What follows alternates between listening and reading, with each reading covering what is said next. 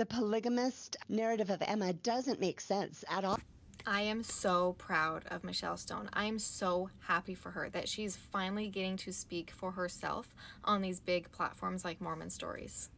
Although so many of the comments on that short clip are from people who clearly did not watch the entire 6-hour interview. It is so easy to quickly judge Michelle by her stance that Joseph did not practice polygamy. Accusations of ignorance, brainwash, delusion, whatever it is, but even John DeLynn said that she has command over this history. Name basically any allegation around Joseph's polygamy, and she knows who said it, when it was published, what the context was about that whole situation, and if she doesn't, she will find it. It was a fantastic interview, and John did such a good job of just letting her speak for herself, and she really showed herself as a real person and a real critically thinking, intelligent person. One that doesn't just believe everything in the church or in the Bible even, but she has a lot of nuanced views. Although something I didn't love about the interview was towards the end when John was like, all right, well, you've done all this research and critically thinking about Joseph's polygamy, but what about the Kinderhook plates? What about the gold digging? What about this, this, and this? And why do you stay in the church? Which, that's not a criticism on John. I know that he was kind of asking questions as like the voice of the people. Kind of everyone is wondering that. But please consider this as one who did go down this route. Part of my journey leaving the church was doing the same research and coming to the conclusion that Joseph did not practice polygamy. But later on through my journey, I also did the research in the other areas, and I left the church. I don't believe in Joseph Smith or the Book of Mormon. But am I judging Michelle Stone for not doing the exact same thing? Absolutely not. When she says that God told her to stay in the church, I absolutely believe her.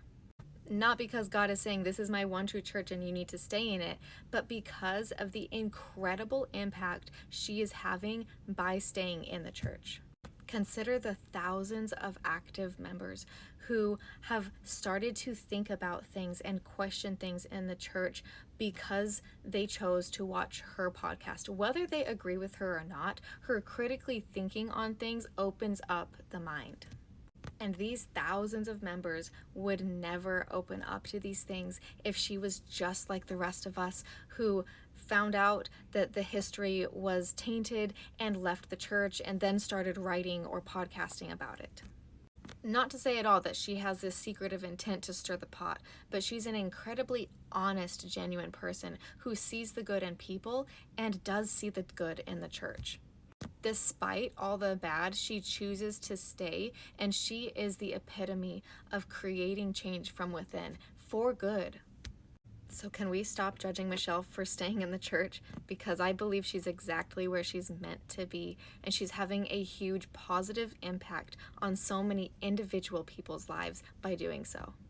I'm one who honors everybody's faith journey, whether you leave the church because you believe Joseph practiced polygamy or because you believe he didn't. I honor your journey either way, or however long you stay in the church, I honor it, and I think everyone should.